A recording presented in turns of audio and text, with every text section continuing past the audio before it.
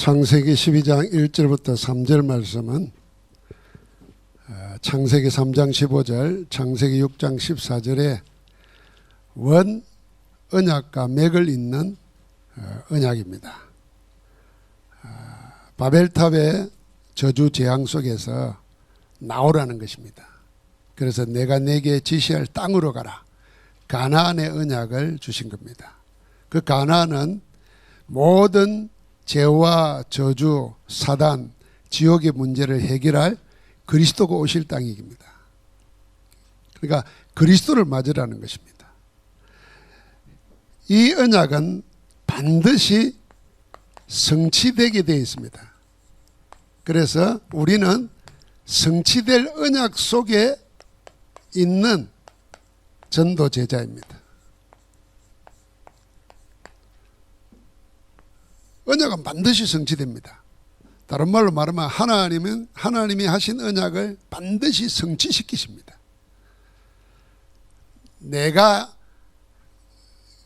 도장을 찍고 계약을 해놓고도 안 지키면은 문제가 됩니다. 하나님이 피를 가지고 맺은 언약은 하나님이 기어코 지키십니다.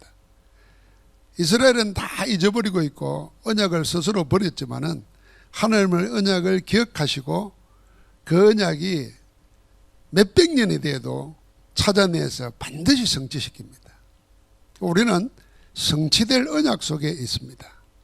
그래서 우리는 이 성취될 언약을 가지고 우리가 뭐가 되어야 되냐면은 각인이 탁 되어 있어야 됩니다. 어떤 각인이 되어야 되냐? 제일 먼저는 그 언약이 바로 복음이잖아요. 복음 각인되어야 됩니다. 예수가 그리스도라는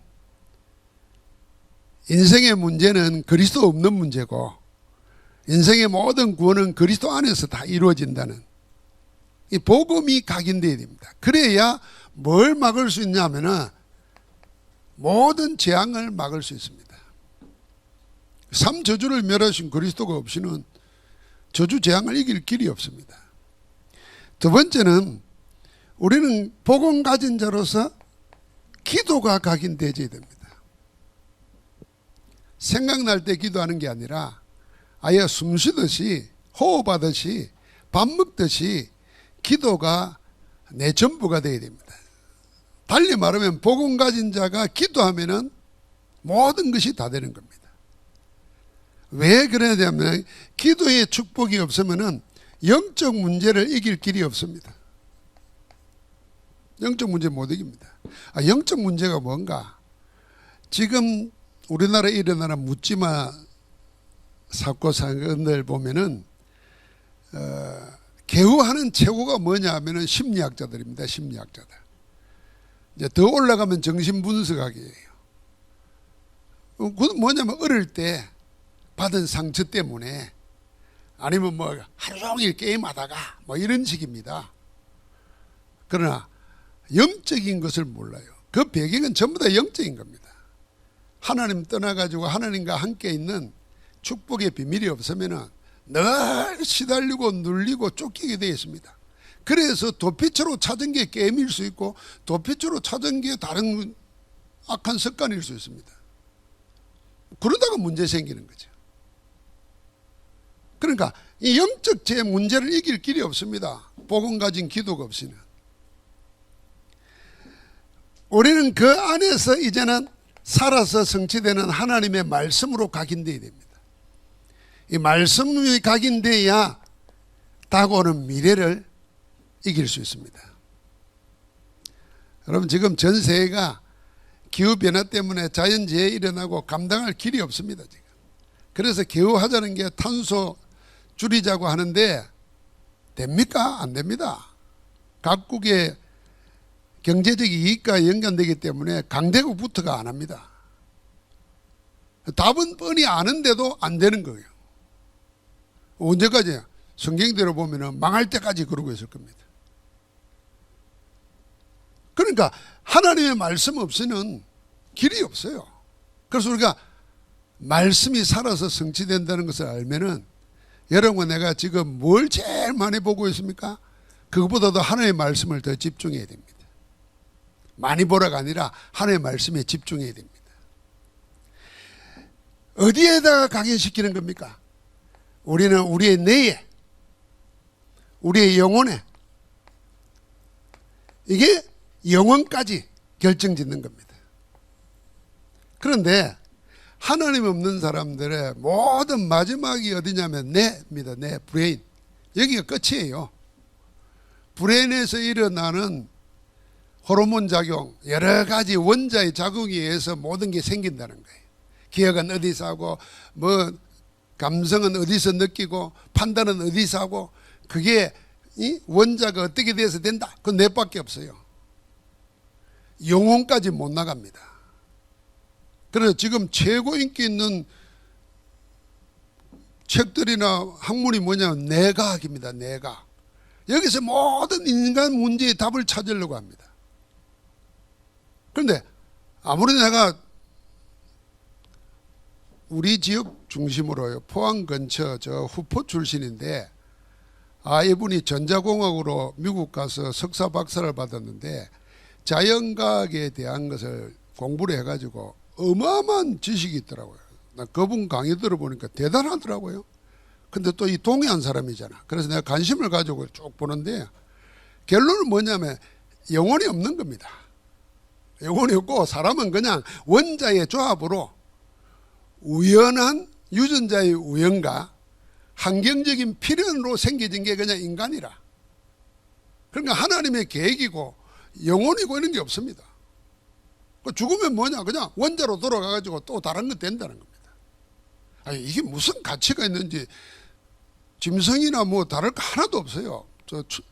과학자들 말대로 보면 초파리나 침팬지나 가지고 있는 유전 인자가요, 사람하고 별로 다르지 않대요. 거의 비슷하대. 근데 영혼에 대해서는 전혀 얘기 안 해요.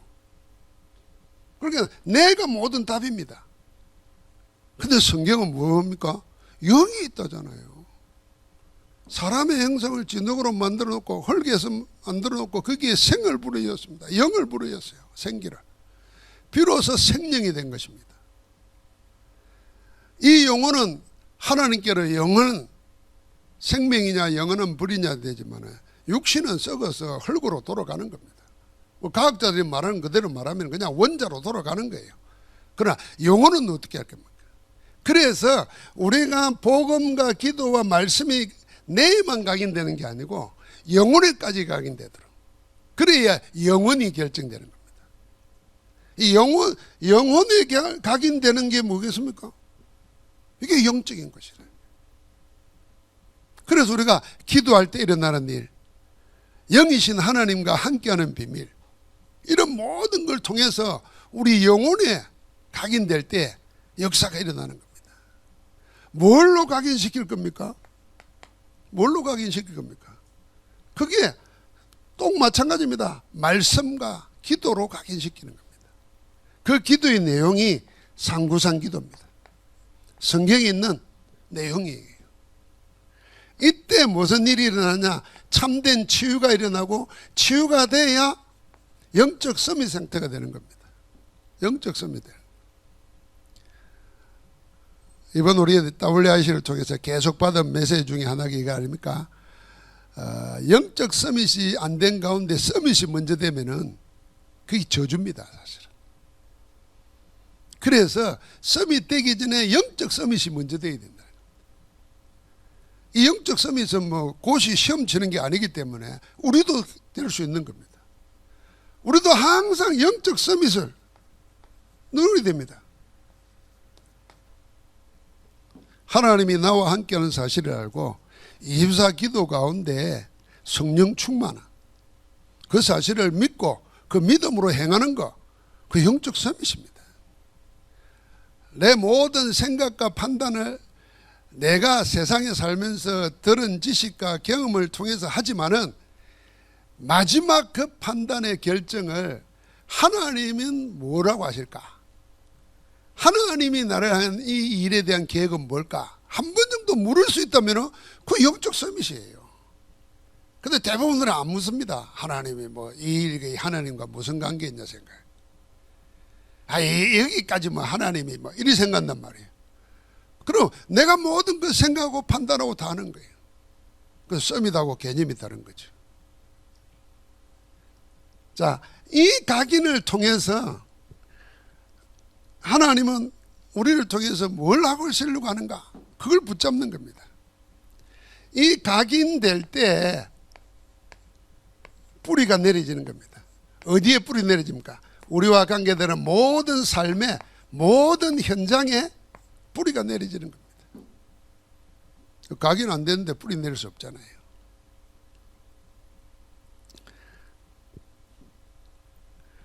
여러분, 뿌리라 그러니까 우리가 뿌리 그러면 근본 이리 이야기하지 않습니까?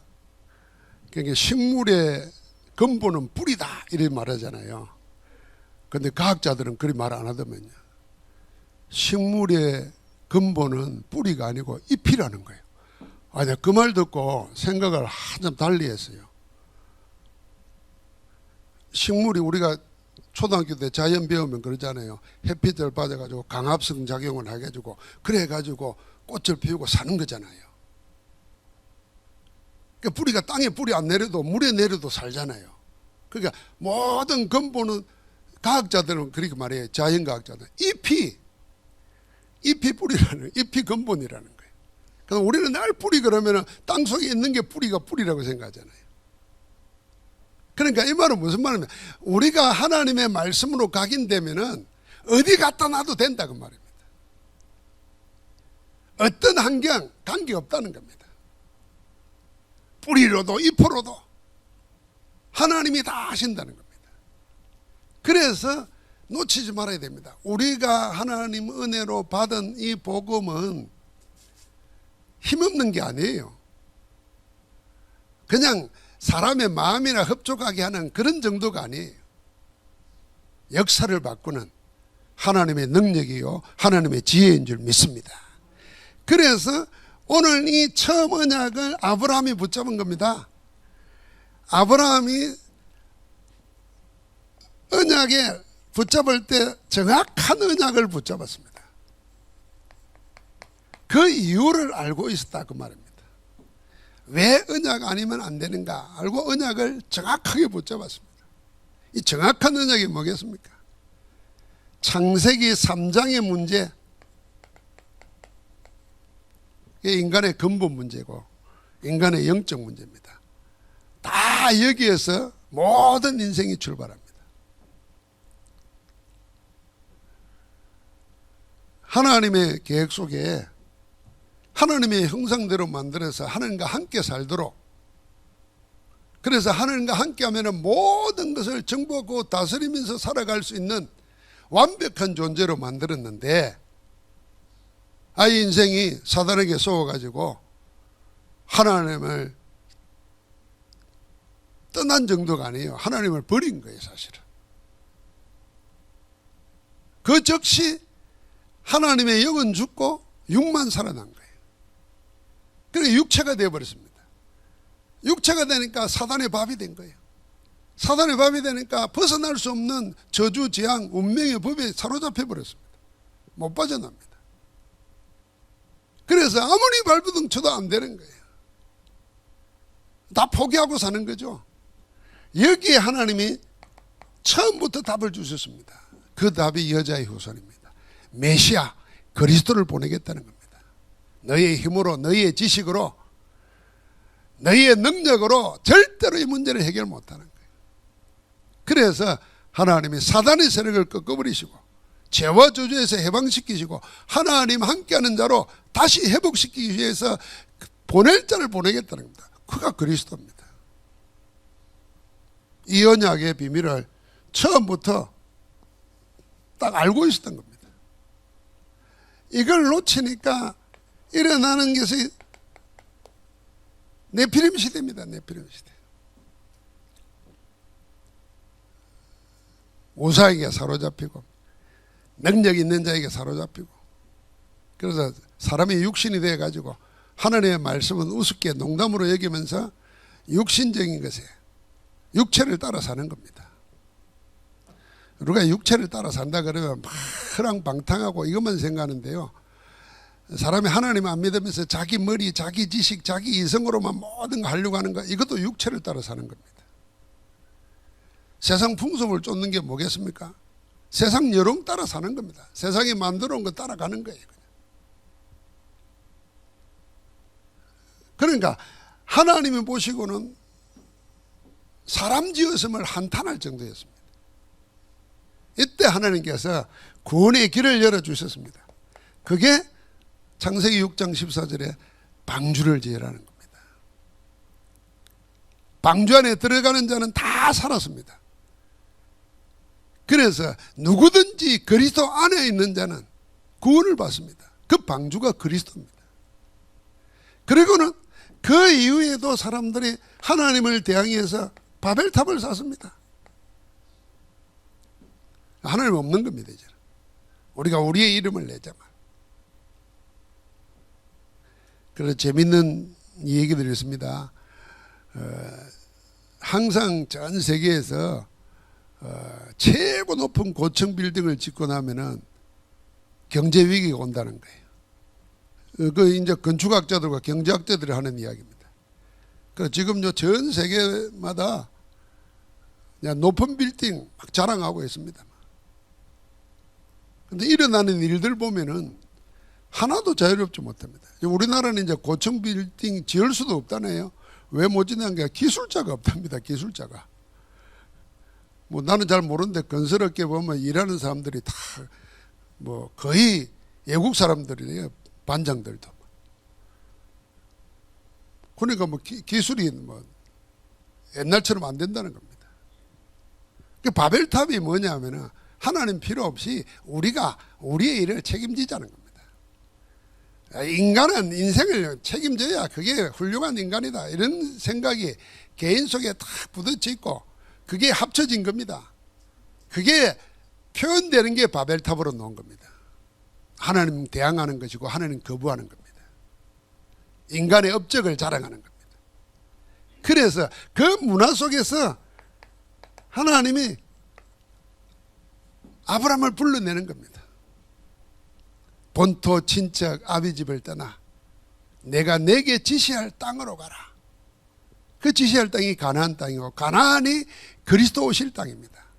전부 다 뭐냐면 정확한 이유가 뭐냐. 이 창세기 3장 6장 11장 나의 그 세상 중심 육신 중심 지금도 사단은 이걸 가지고 사람들을 미혹하고 유혹합니다. 이걸 이길 자가 없어요.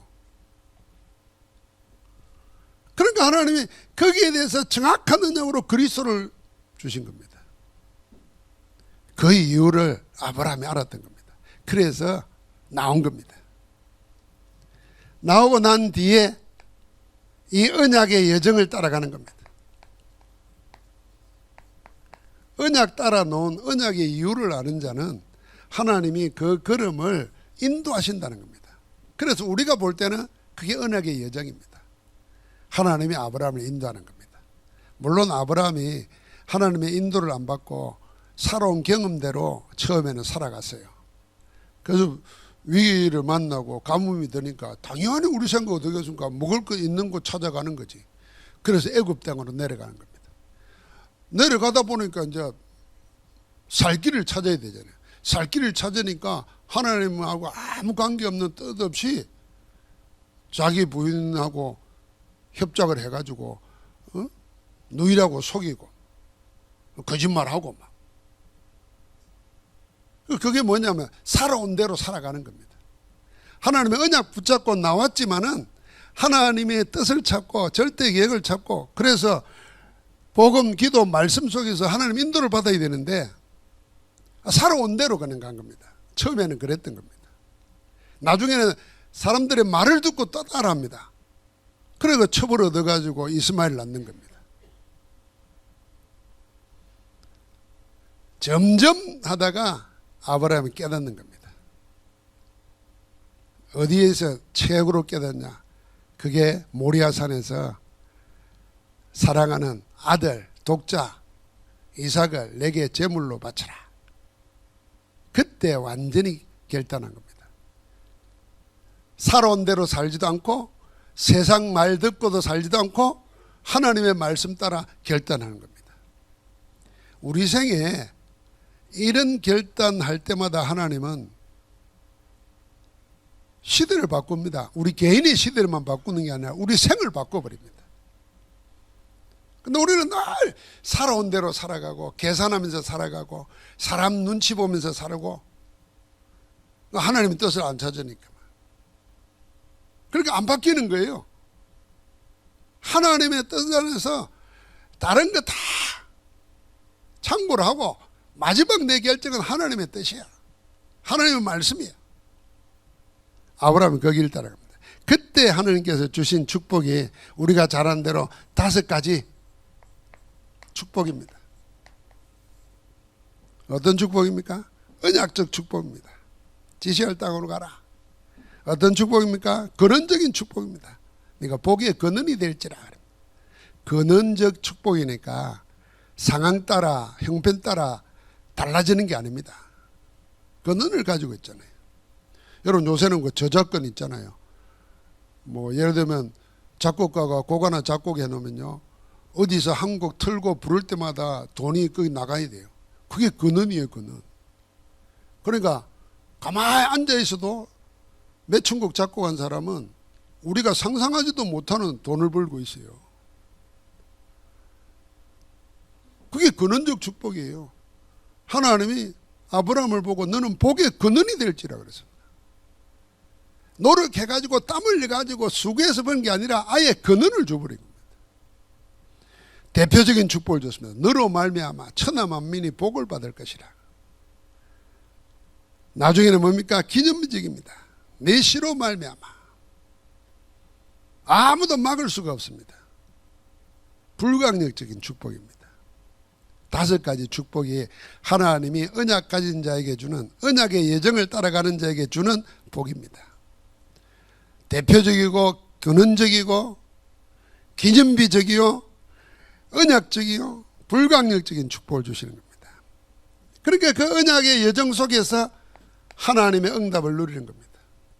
그 응답이 구체적으로 그대로 나타나는 겁니다. 창세기, 아브라함이 길을 가는데 창세기 13장 14절부터 18절에 본격적으로 롯이 아브라함을 떠난 후에 하나님 앞에서 제단을 쌓습니다.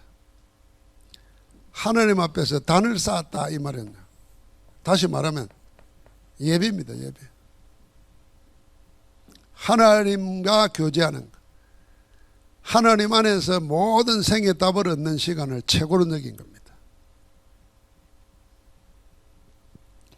오늘 우리 WRC 할 때 우리 교회 타운에서 우리 대학생들 청년들이 후배 랩런트들 앞에서 핀 포럼한 거 장로님이 보내줘서 잠깐 보니까 그 중에 한 우리 랩런트 그랬더라고요.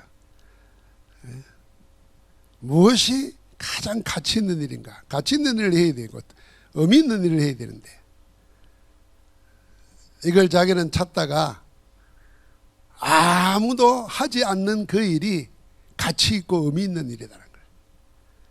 그래서 자기는 아무도 하지 않는 그 일을 찾았는데 그게 뭐냐? 하나님 앞에 찬양하고 예배하는 거라는 거예요. 이야, 은혜 받았습니다. 그래서 자기는 부끄러움이 많은데 몸 찬양, 워십을 하면서 아무도 하지 않는 일, 그 중요하게 생각지도 않은 일, 나는 이게 가치 있는 일이다. 그걸 찾아낸 거예요. 그러면 우리가 예배하는 거하고 그 렘넌트가 예배하는 거하고 의미가 다를 겁니다. 지금 아브라함은 그걸 찾은 거예요. 지금. 지금까지는 그냥 언약 받아 나왔지만은 살아온 게 있잖아요. 체질되어 있는 게. 그것 따라갔는데 이제는 내가 하나님 앞에 단을 쌓고 살겠다는 거예요. 그래서 다 떠나보낸 거예요. 잘 알잖아요. 로 보고 네가 하고 싶은 건 뭔지 해라. 네가 자하면 내가 우하고 네가 우하면 내가 자하리라. 다 떠나보내고 나서 하나님 앞에 제단을 쌓는 걸 택한 겁니다. 그러니까 하나님께서 나타나서 15장에 보니까 창세기 15장 1절부터 10절에 보니까 나는 너희의 지극히 큰 상급이요 너희의 방편이라. 하나님 보증을 써줍니다. 17장에 가니까 하나님께서 어떻게 합니까? 내년 이맘때에 아들을 낳을 거다 그러는 거예요. 그걸 듣고 있다가 하와가 웃었어요. 주의 사자가 왜 웃냐니까 겁이 들끓나고 안 웃었습니다. 네가 웃었느니라. 그래서 네 아들 이름은 이삭이라 지어라 그래. 안 믿기죠. 믿기겠습니까? 우리 영적인 일은 과학자들이 생각하는 거하고 다른 겁니다. 과학은 눈에는 안 보이지만 어쨌든 보이는 걸 가지고 하는 겁니다. 뭡니까?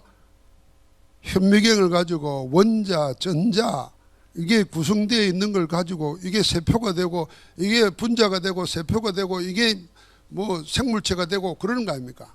안 보이는 건 말 못해요. 그런데 영적인 것은 보이지 않는 건데 실제하는 겁니다.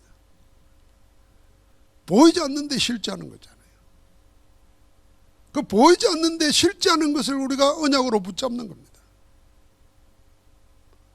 그런 거 뭐 당연하지. 아브라함이나 하와가 우리가 아브라함 하와가 아니고 아브라함이 안 하고 생각해 보니까 사라가 뭐 말도 안 되는 짓이지.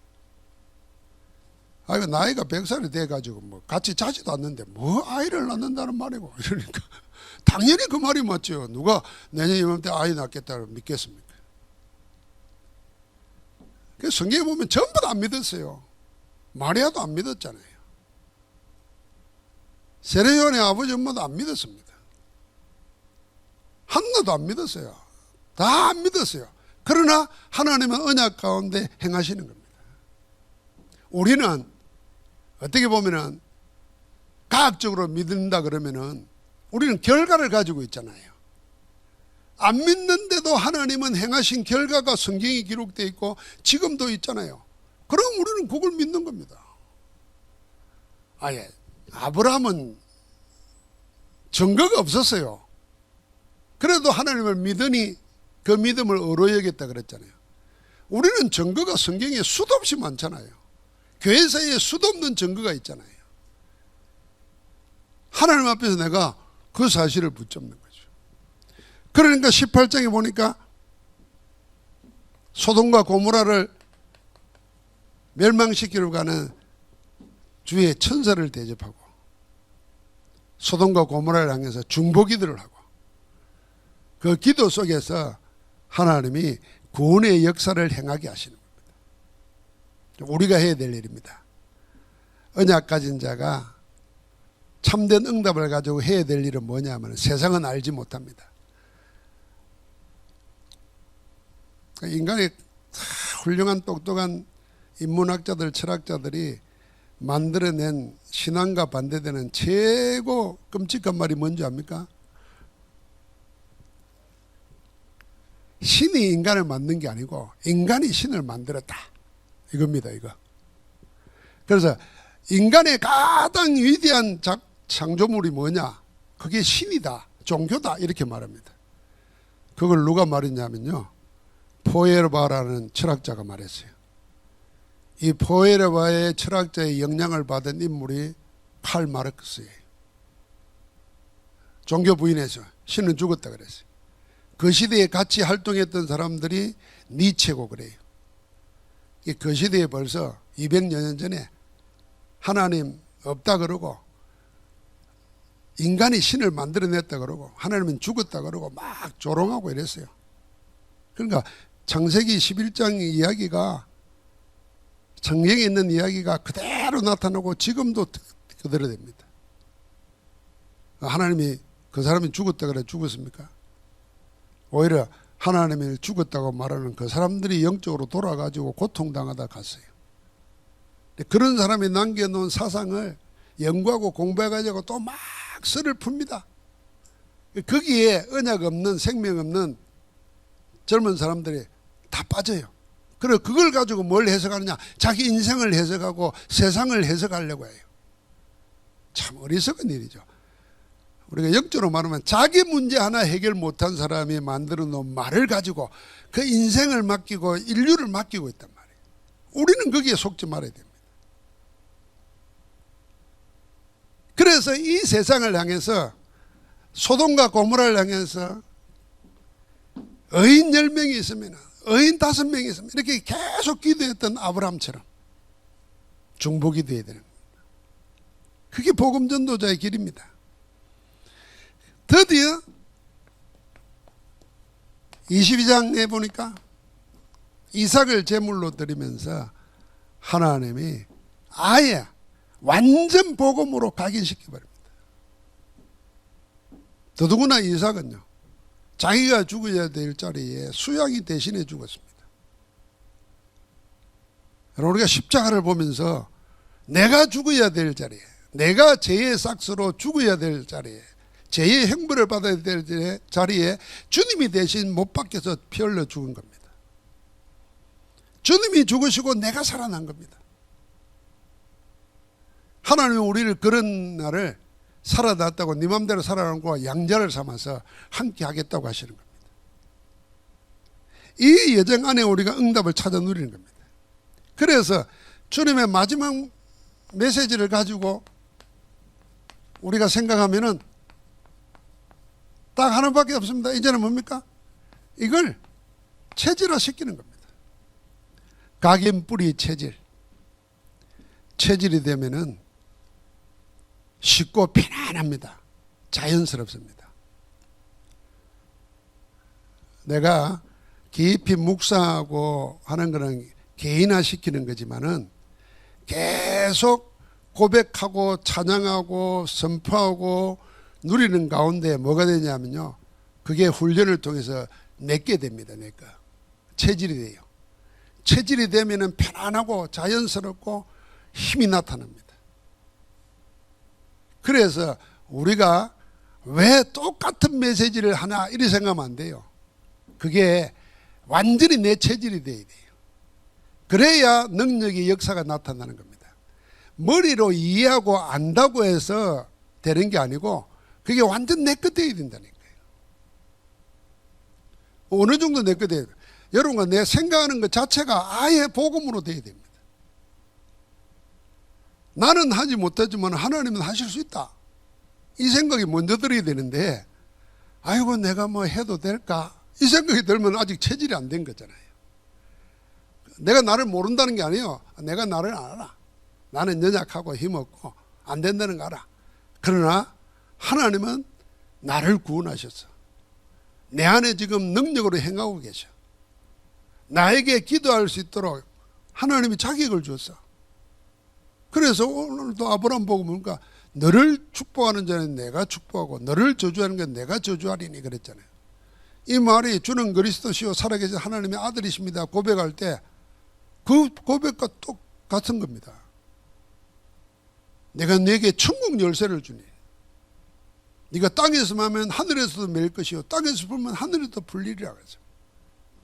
그걸 주님이 제자들에게 뭐라 그랬습니까? 너희가 내 이름으로 구하라. 그러면 내가 이루리라 그랬습니다. 모든 말씀이 창세기부터 끝까지 우리에게 중요한 게 뭐냐? 복음 가진 자, 구원받은 하나님의 자녀에게 하나님이 기도의 권세를 주셨다니까요.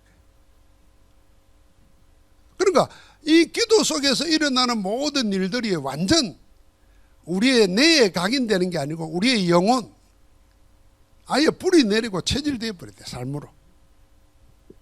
그래서 우리가 5가지 기도 생각하는 거 아닙니까? 성삼위 하나님이 지금 여러분과 나와 함께 하시는 겁니다. 우리와 함께 합니다. 우리는 성삼위 하나님의 절대 주권 속에 있습니다. 들에 풀 하나, 공중에 나는 새 하나도 하나님의 허락 없이는 떨어지는 법이 없다 그랬습니다. 하물며 너희일까 보냐 그랬습니다. 우리는 하나님의 절대 주권 안에 있는 겁니다. 이 사실을 늘 묵상하고 누리는 겁니다. 그 정도가 아니고 하나님의 하늘 보좌의 축복을 가지고 그의 왕권을 가지고 우리를 다스리고 계십니다. 나는 하나님의 통치권 속에 있습니다. 우리는 지금 예배하면서 성경에 보면 뭐라는가?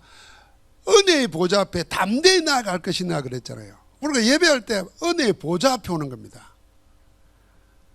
여러분을 바라보고 있는 이상배 목사가 아니고 우리는 전부 다 뭐냐면 하나님의 은혜의 보좌 앞에 오는 겁니다. 그 보좌가 뭡니까?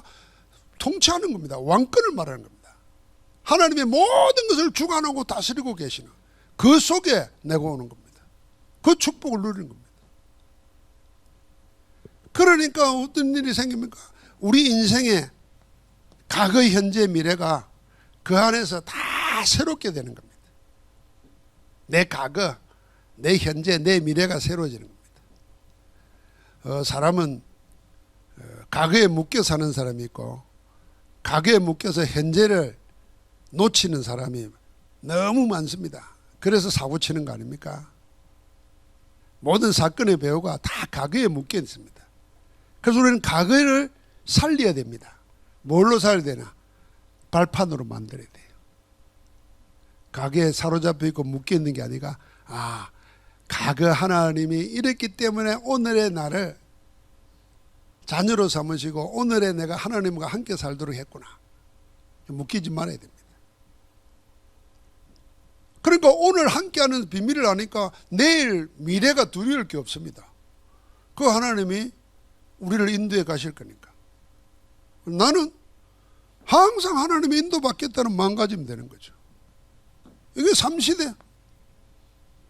이거는 내 개인만 관계되는 게 아니라 전체와 관계되는 겁니다. 그러면서 우리는 영적 싸움하는 겁니다. 영적 싸움할 수 있는 힘이 있습니다. 지금도 불순종의 아들들 가운데 역사는 악한 영들의 세력이 공중근세를 잡고 있습니다. 육체의 욕심을 따라 행하도록 만들고 세상 풍속을 쫓게 만들고 있습니다. 이것까지 우리가 싸움하는 겁니다. 영적 싸움하는 겁니다.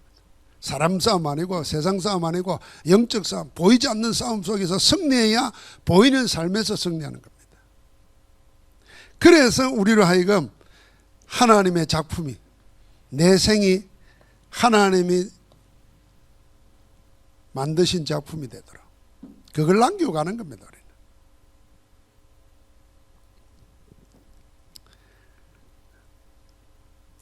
식물은 죽어서 재를 남기고 동물은 죽어서 뼈를 남긴답니다. 사람은 뭘 남길까요? 이름을 남긴다 그러잖아요. 이름을 남기는 게 기억을 남긴답니다. 기억을. 그래서 우리 뇌에도 기억이 있잖아요. 그러니까 우리 속에 이 복음, 기도, 말씀 이런 것 통해서 하나님의 은혜 받고 기도하고 이런 것이 기억 속에 자리 잡고 있지 않으면 우리의 감정이나 느낌이나 이런 것이 안 따라옵니다. 그러니까 결국 기억으로 사는 거거든요. 그럼 여러분과 이 기억이 글로 남고 기억이 작품으로 남고 그게 후대들에게 물려주는 건데, 그러니까 여러분과 내 기억이 먼저 새롭게 창조되어야 됩니다. 그럼 뭘로 우리의 기억을 새롭게 할 거냐? 그래서 누구든지 그리스도 예수 안에 있는 자에게는 보라, 이전 것은 지나갔으니 새 것이 되었도다. 새로운 피조물이라 그랬습니다. 지금도 하나님은 말씀 안에서 그리스도 안에 있는 자에게 말씀으로 우리를 새롭게 짓고 계신다는 걸 알아야 됩니다. 나는 그 안에 있다 하는 사실을 알고 오늘도 예배하면서 그 은혜의 복을 누리기를 주의 이름으로 축복합니다.